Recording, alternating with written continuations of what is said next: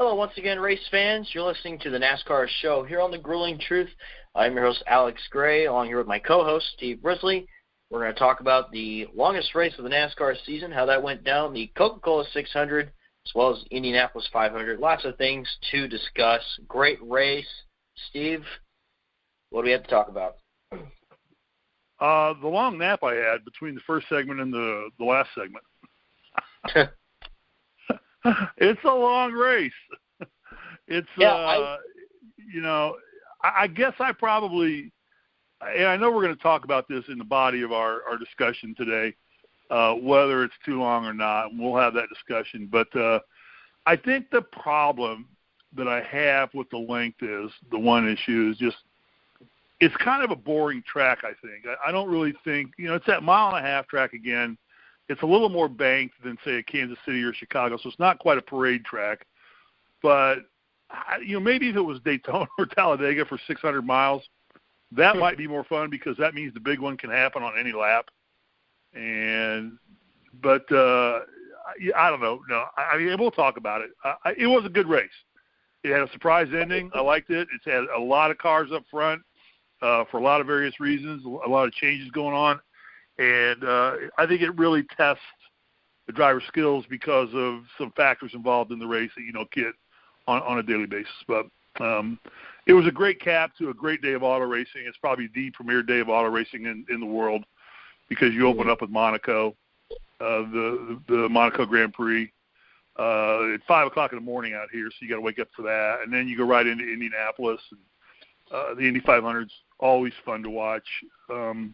Then you end up with, the Coca-Cola 600, which is a great track to race on, a great event and everything like that. So, yeah, I enjoyed the day. I enjoyed all three races. They all brought different things to the field, a vision. And, know that I want to sit through another 600-mile race until next Memorial Day, but that's okay. I won't have to. Yeah, not to mention, this race also, I think, had the most cautions than any other race this season. I think that's attributable to, it seemed to me, that Gibbs they had balanced their cars wrong or changed cambers or done something because all the Gibbs cars were blowing out right front tires, weren't they? Yeah, a lot of the Toyotas were having problems. I know Benedetto cut a tire. Truex hit the wall. Hamlin had a lot of issues. That's something I definitely wanted to point out that I found rather interesting. Yeah. And I think that didn't the 18 car, he hit the wall at one point too with the right front, didn't he? I think. The issue was it seemed to me stuck in my head that the JGR cars were having trouble with right front. But I think what made the race so good and so interesting is that it's the only race where you started at roughly, 6 o'clock in the afternoon, and they were having a hot spell in Charlotte. And it was in the mid-90s at that point in time. So you're on a greasy track, very little grip, air circulating differently, different aero package for the cars. You're coming off, and all of a sudden then you go into the darkness of the night. Lights come on, changes your vision. The track cools down immensely. And you saw a lot of cars that were leading up front in the hot, sticky set. They just had the car set up for the heat. And then all of a sudden they come into the night, and you see different cars move to the front who had their packages maybe more geared toward a cooler track and more grip. Would you agree with that? What's your thoughts on that? That's why I thought it made the race interesting and why there were a lot of wrecks. I think a lot of cars were ill set up.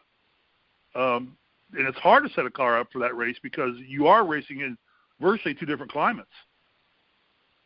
Yeah. For instance, another thing I noticed, I felt like that early on, you saw the Hendrick and Stewart-Haas cars be really strong, and then it kind of shifted more into the Penske-Gibbs into the evening, too. Seeing dominance from Keselowski, Logano, Truex. And speaking of those tires, Bob Parker has put, while the 20 was a puncture, the 95 and 19 tires were possible over-deflation issues. So that could have been some issues with the tires. It's trying to find grip or trying to manage the the temperature on the track, I think, is why you would raise or lower your tire pressure. Yeah, Goodyear's Stu Grant said that the 95, 19, and 20 tires issues look very similar, all over deflations, too much load. They are recommending higher air pressures, which should fix. That's what Pockers put during the race of the 600 on Twitter. So yeah, I just think what makes it interesting is this is a true day-to-night transition. It's the only one, isn't it? I mean, there's not another true. I mean, I guess you could probably look at the Firecracker 400 because they usually start that right around dusk too, don't they? And kind of run into the night. But it starts pretty well. Yeah, it starts around 7:30 or something like that East Coast time. So it's already probably sun's going down or been down, and everything's starting to cool down. Yeah, Kentucky's another one too. That kind of starts the green flag like 7:30 when the sun's setting, and then goes into the night. Well, all those races, the night races really start in daylight for the most part. Because that same reason it starts right around dusk time. But this one, you actually run a good portion of the race in daylight. And then you run 100, 150, 200 laps in the daylight. Then you run the rest of the race in the dark under the lights. So I think it's a good test for the drivers. I think it makes for interesting racing. I think that's why we saw a lot of accidents. That's why, Gibbs playing with tire pressure, blowing out tires. They're trying to find grip. They're trying to adjust it without having to adjust the car because they know the car is going to be good, for the late runs. But they want to adjust tire grip right now. So how you do that? One of the easiest ways is just adjust your tire pressure and keep your tires a little softer, and it gets you a little better grip because you don't want to overinflate them, turn them into rock hard balloons, and then they get slippery. So it works both ways. But I think it does make for an interesting race. Like I said, I wouldn't want to see 2 or 3 of these a season. I think my concern would be fans would lose interest in being at the track that long. F1's got a 90-minute time limit. F1 says if we're not at laps completed in 90 minutes, we stop the race. Mm-hmm. So they realize the value to their fans if they don't run any more than 90 minutes. So that's the length. That's the maximum length of any F1 race, or at least it used to be. I haven't looked at the rule packages for F1, but that's been a long-standing rule they've always had. It's first one to X number of laps for the race or the 90-minute time limit. Indy, you tend to see a lot of wrecks at the end of Indy too, as guys start charging hard and start putting pressure on their equipment, and they start taking more risks. Usually, everybody gets real careful for the first 180 laps at Indy. Oh yeah, and then the last 20 laps, it's kind of like watching an NBA game tonight. Mm-hmm. It'll take 35 minutes to play the last 8 seconds of the game. By the time they call a timeout, review, do another play, foul automatically, do a review. It's call another timeout. It's, like I said, 35 minutes for 8 seconds. So I found nothing negative with the race. Did you? I mean, some takeaways. Did you find anything negative about it? I didn't. I didn't really find anything negative. I thought this was probably one of the best Coca-Cola 600s that we've watched in a while. Not to mention that this race, the Coca-Cola 600 scored on Fox up 4% from last year. So once again, also continuing that trend. Sadly, I was working, so I had to listen to it on radio, and my app wasn't working. But I was still able to pay attention to the race and really follow. But just looking at it all, and especially that final restart, how it went 4 wide at one point. Oh my gosh, it was incredible. Once again, another great race. No, the aero package is working very well. It's doing its job. It's keeping the car stable. It seems to me the side drafting is the big thing now. That's how you take a car and move him up the track. When you got to get up on his quarter panel and get side by side with him, and you move, instead of moving his air by taking it off the spoiler now, it's because these have such big spoilers on them. You get upside them and you start taking the side air off, and the car starts sliding up the track. And the higher you push your car up the track, not like run up there, then they get slipping and sliding up there, and then they've got to back down and get off the throttle because they're not in the preferred groove. So I think it's using a lot more of the driver's talent than before. Maybe that's why you're seeing guys like Bubba Wallace, William Bryan, and Alex Bowman start to do a lot better. They're talented young drivers, but, you know, when equipment was relying so heavily on whether a driver wins or not, but now with this aero package, I think it's equalized the cars out even better and put more of the onus of finishing high or winning in the hands of the butt of the driver, feeling the car out in the seat and being able to drive the car. And I think that's why you're seeing some of these younger talents who are, you know, young, talented, good drivers in weaker equipment. So, well, Byron and Bowman don't have weaker equipment, but, you know, certainly Bubba Wallace does not have upper echelon equipment. And, you know, he's starting to show himself pretty well, too. Some takeaways from the race surprised me. I thought the Chevys made a good showing. They put 1, 2, 3, 4, 5 cars in the top 10 were Chevys, and it's not a super speedway. You know, so that's good. They're balancing out. They're getting the Chevy aero package up to space with the Mustang or the Ford and the Toyota. I think Toyota's still the dominant aero package, but it's the longest car they've had to work with. I mean, the Mustang and the Camaro body styles are relatively new. I'm interested to see when they're going to make a switch to the composite bodies that the Xfinity boys are running, because they seem more durable and they don't cave and bend more. What is the advantage of running the metal bodies over the is it just the ability to bend the car more to your liking for aero? Because the composite bodies are all pretty much carbon fiber, aren't they? And they're one piece. But they hold up better bumping walls. I mean, I watched the Xfinity race Saturday, and those guys were tagging the wall good and coming out with a decal scraped off the car. That's about it. I mean, there was no noticeable body damage when they scraped the wall in those composite bodies. What's the advantage of running one over the other? Well, I think with the composite bodies, if I'm correct, like you could take a part out and then like replace it, you know, your front fender or something. And I think it's probably trying to make the cars cheaper and make NASCAR cheaper. I think that's pretty much what they're looking at, or pretty much the comparison between the two. Well, that's the advantage of the composite body, though, right? It's supposed to be less expensive, right? Yeah. And more durable. Mm-hmm. So is there a shot that the Cup Series goes to carbon fiber body or composite bodies, or do they stay metal bodies? I haven't really read anything involving composite bodies. I know there's been like numerous amounts of discussion. I know like Adam Stern's a big guy who posts about it. One thing that's been talked about a little bit, it says here on a related topic, IMSA owners at NASCAR are also looking heavily at going hybrid for its next set of Cup Series regulations. Mike Helton hits on hybrids on Dale Jr.'s podcast. If the automobile and racing industries go down the road with electrification, the chassis should have room for that. So NASCAR and IndyCar eyeing hybrid engines for 2021 possibly. There's a little bit of discussion. Hybrid is part electric, part gas? Yeah. All right. I don't know.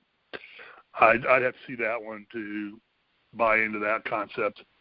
Mm-hmm. I think electric cars are good for, you know, the atmosphere and for the environment and things of that nature on the interstates, certainly out here. You see as many Teslas and hybrid cars out here as you do any place out in California. But my concern would be running at that speed. How much can you keep the power up, and you know you're charging possibly? I don't know. I'm sure they got engineers looking at all that, but I need the smell of gasoline and the sound of pistons exploding and firing. Yeah. I went go-kart racing not too long ago, and they had electric go-karts, and I was like, just weird. You know, you're so used to getting in a go-kart and hearing that Briggs & Stratton engine or whatever racing engine they're using in those go-karts. And then you get in and they get these electric cars, and you just hear them whine. Mm-hmm. And it's basically the gears that are whining. It's not even the motor. So I don't know about that, but we'll cross that bridge when we get to that. Other things I took away from it, two things. One is Hendrick puts 4 cars in the top 10. That may be the first time they've done that this year. Yeah. Really good run altogether. Chris Buescher with another and that's Chevrolets. I mean, 4 of the 5 Chevrolets in the top 10 were Hendrick cars. Yep. And then you had Chris Buescher. Chris Buescher, yeah. Who was it? Was it Truex that got on the radio to Buescher's people and asked him if he would drop to the rear of the pack? Did you hear that? Yeah, I heard something along the lines of that. Yeah, well, they had come in for pit stops, and Buescher stayed out. And there was like 10 laps to go or something like that. And the guys on the radio picked it up off the walkie-talkies, and they kind of replayed some of it, and they were like, Buescher's or Truex's team was asking if Buescher, because he was leading the race at the time. I might have been because he didn't. Go ahead.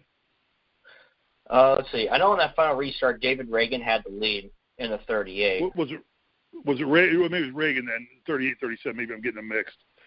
Yeah. Whoever it was, they'd ask him. He said, "Hell no, I'm in first place trying to win this race. Why the hell would I move?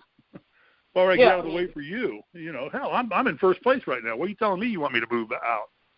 Yeah. And then Truex, I think. Yeah, in that situation, you're going for broke. You know, David Ragan, he's won a couple of races. You know, he's like, hey, this might be one of my best chances to also get myself in the playoffs. And it would have been pretty interesting to see if David Ragan had held off and won that race. So, you know what? Right. I mean, you go for it.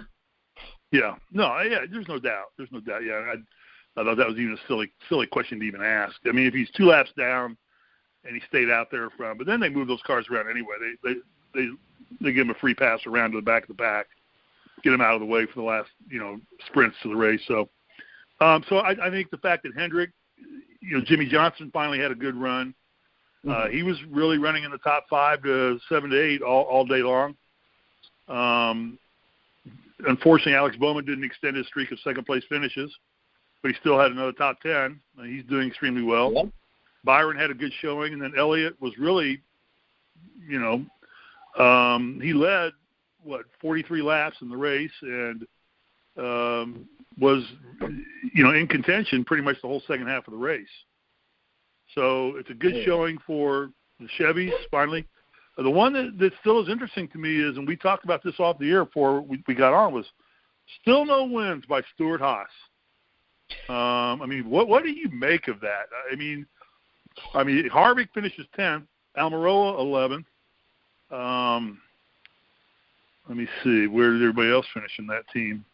Suárez 18th, and Clint Boyer 24th. 10th place is the best they can muster. They're not going to go all season. There's too much talent there and too much equipment for them not to win. But we're almost halfway into the season, and not a single win by Stewart-Haas Racing yet. Yeah, so far this season, it's been Penske versus Gibbs. Every single race except for Talladega has been won by a Penske or Joe Gibbs Racing driver. Despite the fact that currently in the playoff grid with 13 races left of the regular season, all 4 drivers of Stewart-Haas are still in the top 16 in points. Harvick is 4th in points.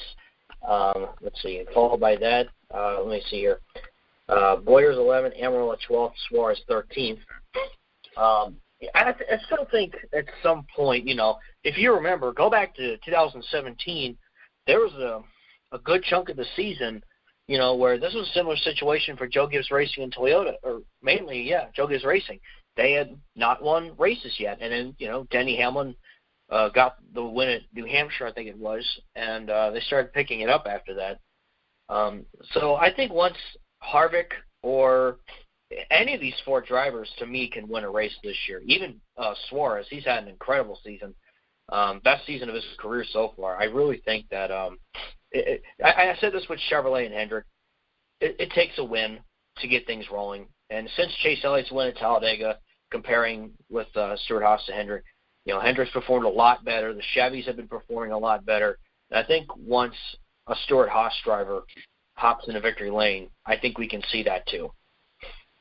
Yeah, I just think that they're figuring out the aero package on the Chevrolets. I think that's as much important because Elliott's still the only Chevy to win, I believe, isn't he?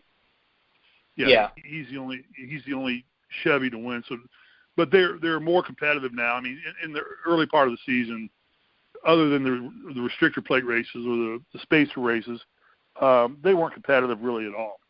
Their aero just wasn't good enough, but they've got it figured out now. And I think you're going to see other Chevy drivers step forward and be competitive real quickly. But Stewart-Haas, I don't know what to make of that. I mean, I'm not fearful that, like you said, they're all still in the top 16 at this point in time. But to have 0 wins out of that block of talent is pretty surprising to me with the type of equipment they have, the amount of money they spend. The other one give me your take on this, Kyle Larson. What's happened to Kyle Larson? I mean, he's languishing 16th in points on the cut line. He's actually 11th in the points for the playoffs. So I guess he's in right now. But is he turning into a bust? I don't really want to call Kyle Larson a bust, not to mention that, I think he has the potential to be somebody who can drive anything and be successful in. He seemed to have been picking it up, and then he, kind of hit a roadblock this past weekend at Charlotte. Larson won, 3-4 races in 2017, but it's been pretty quiet since then. I still think he won the All-Star race too, and I think Larson's going to be putting himself in the right direction, and I still think he could get a win out of this year. If not, he can still have a pretty decent season. But it is alarming that he has struggled the way he has. Yeah, and actually I expected kind of more out of Kurt Busch too. I thought that he. So I've always thought Ganassi builds cars that run fast, but they don't run long. Or they have more knick-knack problems than other teams do, with tires going out, engines blowing. But they definitely qualify good every week in and out. They put fast cars on the track, but they just don't seem to put fast cars that last. Yeah. And what's the old saying? The two things that never last in life are golf pros that putt for pars and dogs who chase cars. Yeah. They don't last long. Either one of those two. Pros that putt for pars and dogs that chase cars don't last very long. Oh, well. Anything else? I mean, so basically Chevy's made a good showing. Got a great race out of it. I am torn a little bit about the deal, the length of the race, but I like the fact that it's the only one that happens.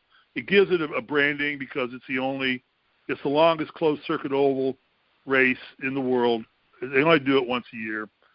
I think if you tried to do it more than that, you probably would hinder yourself more than help yourself. I do love the fact that you transition from a hot, greasy track to a cool, sticky track, and you've got to find that balance of aero and handling on your car to be able to run it both times. Or, do you just take your lumps in the early part of the race during the day when it's hot and sticky, you just kind of hang on, stay out of everybody's way. Then all of a sudden you get your car set up for the cool night, and when that kicks in, you get very racy, as did Elliott and as did Truex.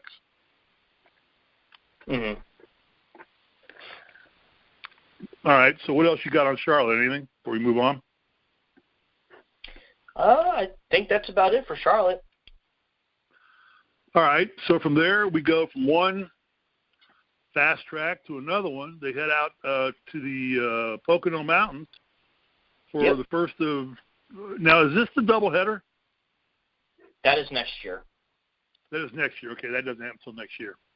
Yep. So they're actually going to race on a Saturday and a Sunday out there. So we've got Pocono, which is the tri-track with the three corners, no turn four. As I recall, this is a track that just plays very heavily on your braking because you do probably more shifting on this track than anything because of the three turns, all configured completely differently. I know I've seen some massive wrecks. I saw Gordon hit the wall one time so hard. He lost his brakes.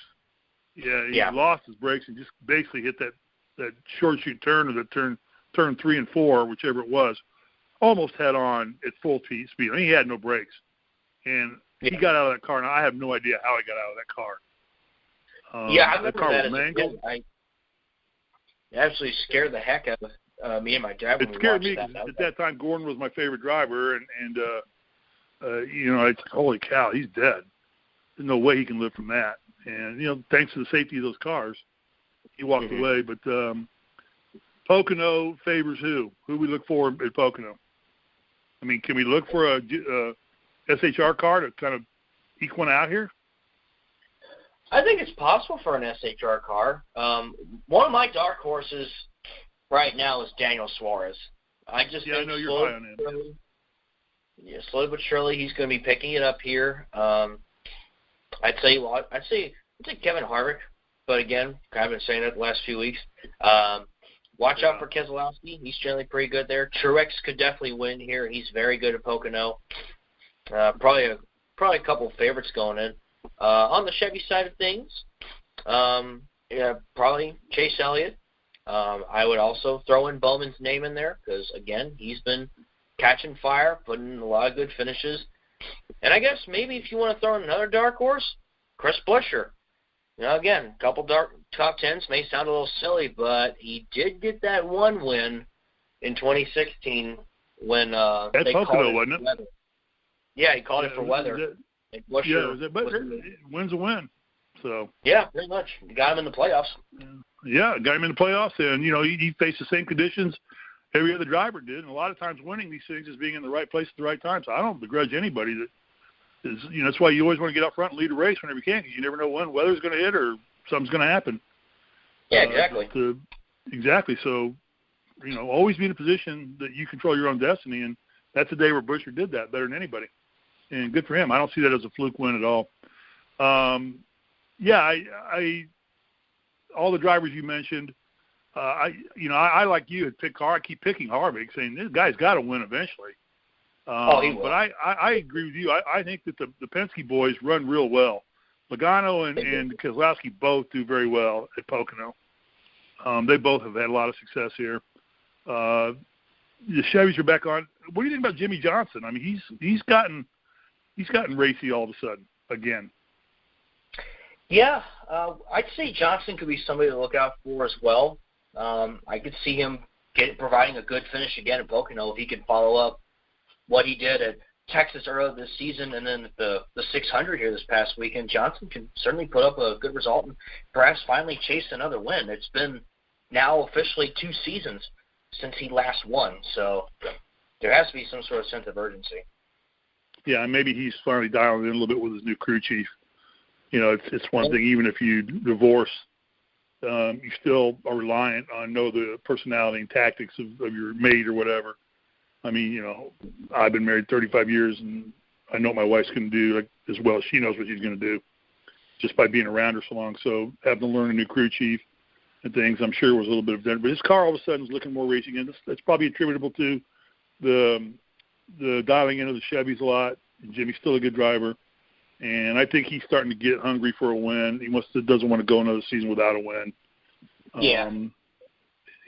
And probably have 1 or 2 more shots really at another championship before he's pretty well on a retirement plan with Hendrick as well. So, but so the track is, like I said, the characteristics of the track are make for interesting.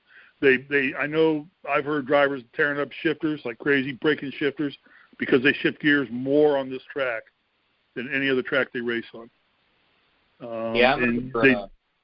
They show that on when they do the dash cams and things like that.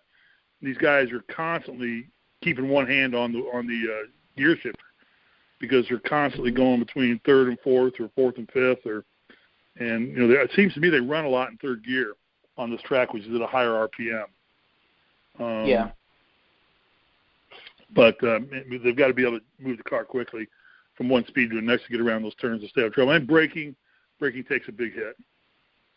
So it'll be interesting to see. Got any favorites for, again, last week I picked Harvick was a winner and Elliott is dark horse. I don't think I'm going with Harvick this week. I don't know if this is a track for him. I think he needs to get back to Phoenix or some track, a short track or something that he runs good at. Watch us not pick Harvick at all, and he wins. Oh, I know.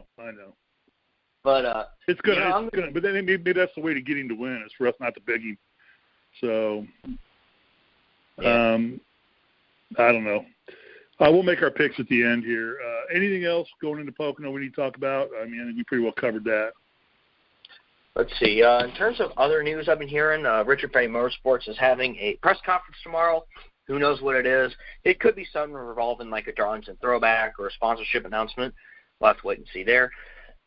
Here's an interesting one here. A group of NASCAR executives, this was posted by Adam Stern, a group of NASCAR executives who traveled to Indianapolis last Friday during the Indy 500 weekend were seen spending time inside Honda's hauler per People Familiar. The scope of the meeting is unknown. Executives of the trip included Steve Phelps and Steve O'Donnell. NASCAR and Honda, of course, have declined to comment.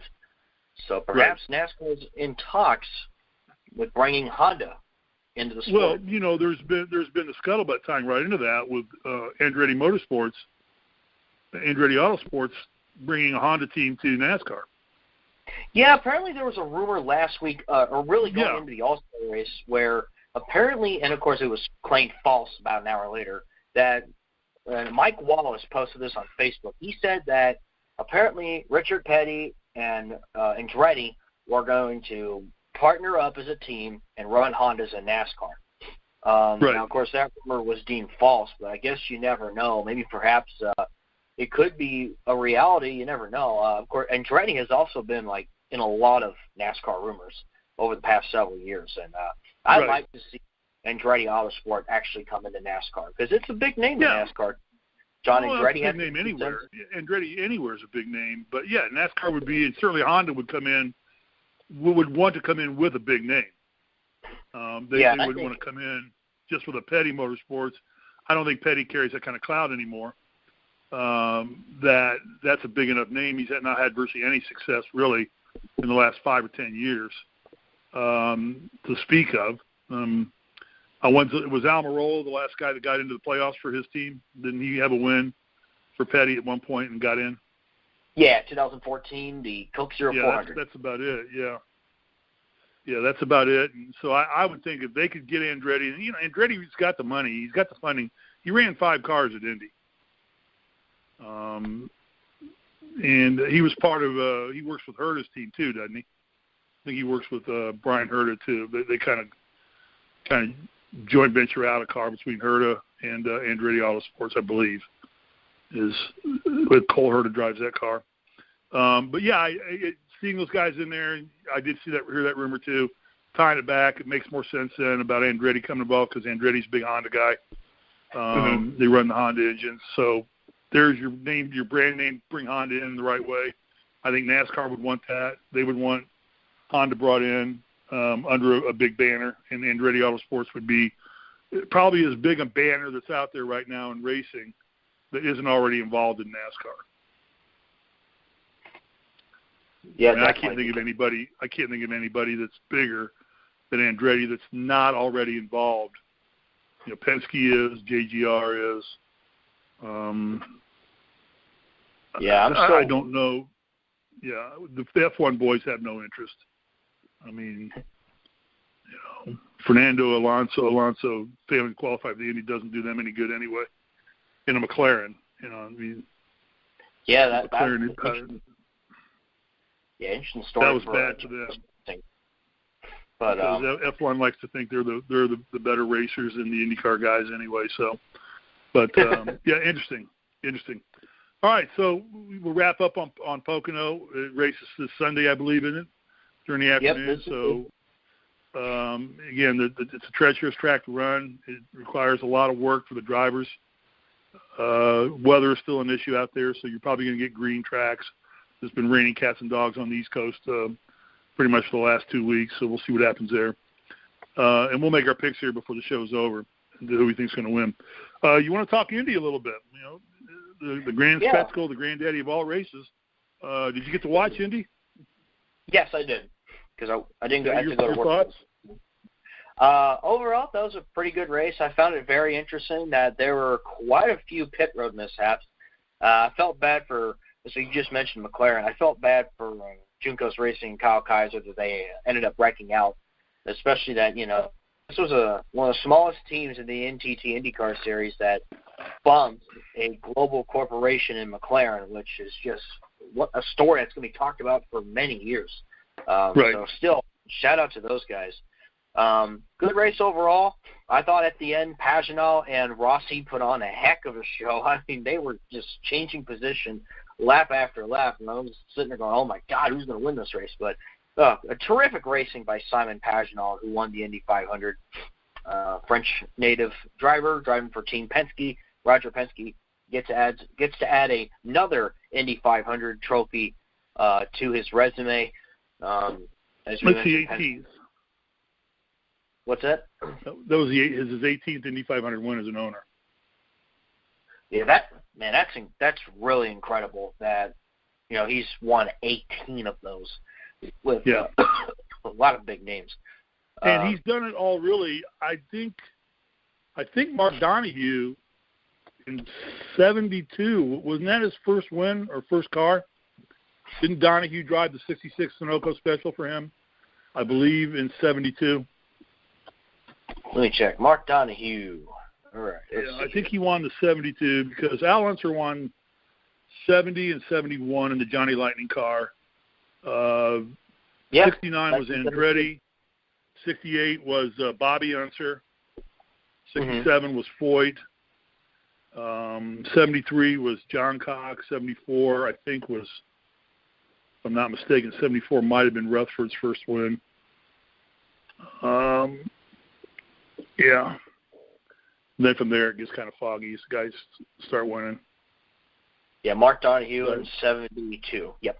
So you figure he's won 18 races since 1972. So that's what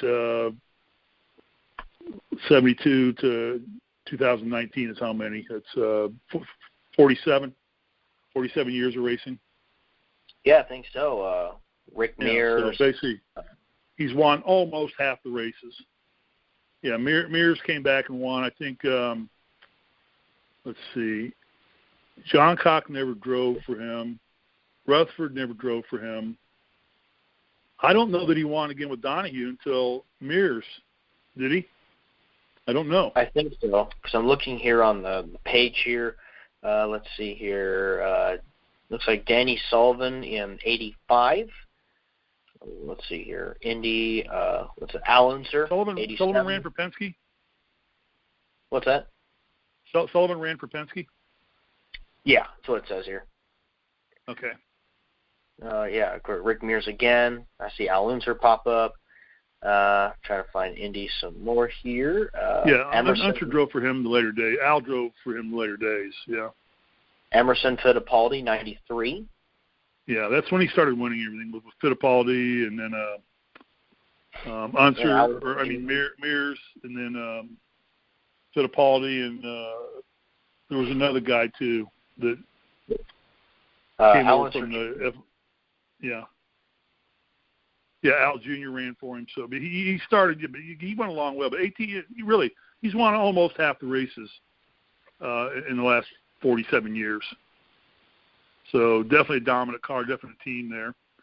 I make a joke about it, but it always gets me the way they treat the Andretti's at the Indianapolis 500. When between that entire family, they've got one win. Yeah.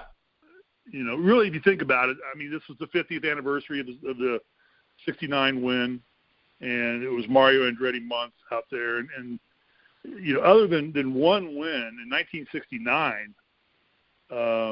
That's it for the Andrettis, and yet how they're lauded is Foyt's put up 4 of them and probably should have won 4 more.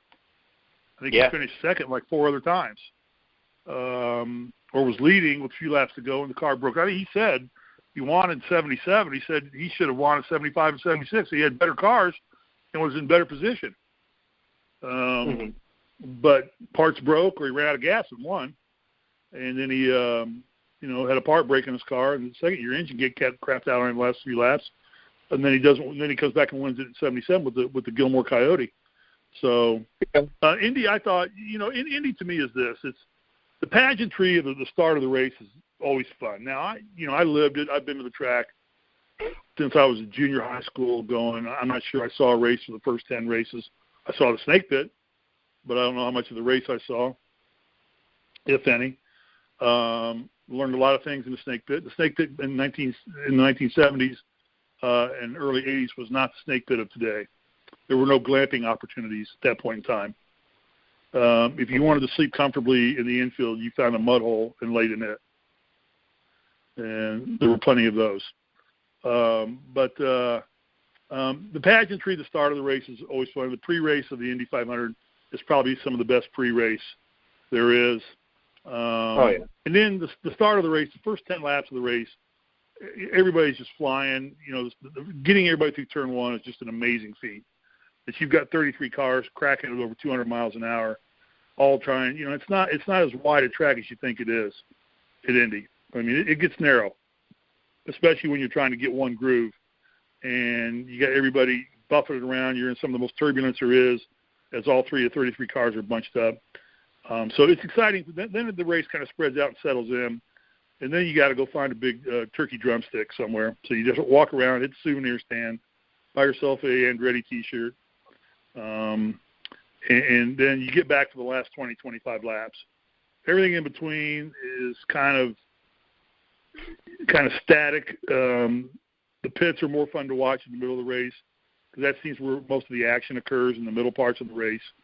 Guys, like you said, getting in the pit. You know, those are small boxes in the pits. It's a tight pit lane to begin with, and you do see a lot of bumping and grinding going on in the pit area. And then you get back to the last 20 laps, and that's when everybody dials it up to max fuel capacity, max fuel mixture, and then they start flying. And a lot of times the fastest laps in the race come in the last 20 laps of the race. You know, the cars have got a lot of stress on them. Guys are gambling on tires because they don't want to pit and lose track position. You know, and then it gets real fun again. But what impressed me, I thought the stands looked pretty full again. We hadn't seen that. We saw that in the 100th anniversary, and it was good the last couple of years, but that's as full as I've seen the stands in a long time for the race. So it tells me that IndyCar is making a comeback. The Indy 500 is making a comeback. They're doing a good job there. They put on a good show. You're right. The end of the race between Pagenaud and Rossi was just it was as fun as there is to watch. I mean, you've seen great duels. I think, didn't they say that didn't even make the top 5 in closest finishes, though, and it was just a few, you know, half a car length of that, wasn't it? Yeah. Yeah, but that didn't make the top 5 in terms of time closest finishes. So that's interesting, too. Yeah, it really says how great of finishes that this race has had over its long history. It is amazing how great the finishes are, considering how mechanically high-strung those cars are, and, you know, how there's such a variance of speed from cars, you know, from the front to the back. But they seem to always find a way to make sure there's 2 or 3 cars dueling it out the last 20 laps. And it always puts on. Lately, it's been really good finishes. I mean, you can go back in the archives of the Indy 500 and see guys winning races by 2 and 3 laps. You know, and that used to happen in NASCAR too. I mean, Petty would win races by 7 laps. So that definitely has made it good. But yeah, any other thing about Indy? Like I said, I thought it was a good show. I enjoyed it. I watched it front to back. We don't get that privilege in Indiana. You get tape delayed there, and you listen to it on the radio as you're doing yard work or whatever, and then you come in and watch it at 7 o'clock that night. But be out of Indianapolis, you get to watch it live. And out here, it comes on at 8 o'clock in the morning. So by 1 o'clock, it was over and done with. And you don't have to fight traffic to get home. You just have to fight traffic all the time in Los Angeles. So it's no big deal. I don't know, did you see any of Monaco? Yeah, I wasn't really able to watch Monaco, which I really wish I would have. But. You know, if that wasn't the Monaco Grand Prix, I don't think that race would still exist, because there is virtually no passing on that track, virtually anywhere. I mean, there is the tunnel straightaway, the casino tunnel, I think it's called. Other than that, it's a one lane track, and generally whoever wins the pole there ends up winning the race, unless there's a mechanical failure or a pit failure. on the vehicles. Just and even so, Max. What is Max's last name? I can't. Max, the Red Bull driver. I want to say Schumacher, but it's not Schumacher. Anyway, he was right on Lewis Hamilton's heels the whole way around, and he may have even had a faster car. I don't know. But there was no way that he was going to get around Lewis Hamilton. Hamilton had the lead, so he could block as much as he could, and he could take a half a lane away, and there was just nowhere for Max to go. And so that race in itself, I think, if it wasn't held at the beautiful side of Monaco and see all the yachts and everything there lined up watching the race. And, you're referring to Max Verstappen. Verstappen, yeah, Verstappen. I don't know why I keep wanting to say Schumacher. But some of those yachts there, I think, have 3 zip codes tied to them. Big boats. So all in all, a great day of racing. Anything else we need to talk about? I think that's about it. Let's see. I think that's about it. Don't think I had anything else put down that I want to talk about. Let me check here. Oh, one more thing. Okay. There's a new Xfinity team during Charlotte, a new Xfinity team that's going to pop up, and they made their announcement. And basically, this team is called H2 Motorsports. H2 Motorsports. Shane Lee's going to be driving for the team. They're going to be fielding a number 28 Toyota Supra sponsored by Circuit City. Yes, Circuit City is actually back as a company, if you guys actually didn't know that. It came back a few years ago. So, yeah, brand new team. That's going to be hitting the track here pretty soon. That'll be next year, I assume, right? They won't put a Supra in this year. Actually, I believe they will be racing this year. So they got the body and everything approved for racing this season. Yeah, they're going to debut at Iowa next month. Good. Yeah, and also truck team Hattori Racing looks like they're going to run a one-off Xfinity race with backing from Toyota to run a number 61 car, from what I've been seeing around the Twitter and Reddit. So I found that a little interesting. Oh. So, yeah, just a couple quick... we would make a guess then, that, and we heard this rumbling too, that Toyota was going to move from the Camry to the Supra body style anyway, weren't they? Wasn't that been in the discussions? That would be my assumption. We may hear something here later in the summer, but seeing the trend of Chevrolet move to the Camaro and then the Ford move to the Mustang, I think it's only a matter of time until Toyota moves over to the Supra, which is pretty much their supercar. So, yeah, it says on here that Hattori Racing is going to run the Xfinity race at Daytona in July with the number 61. There you go. Keeping our ears peeled. And of course, we did cover last year. They did announce last week. They announced the new drivers in the Hall of Fame inductees.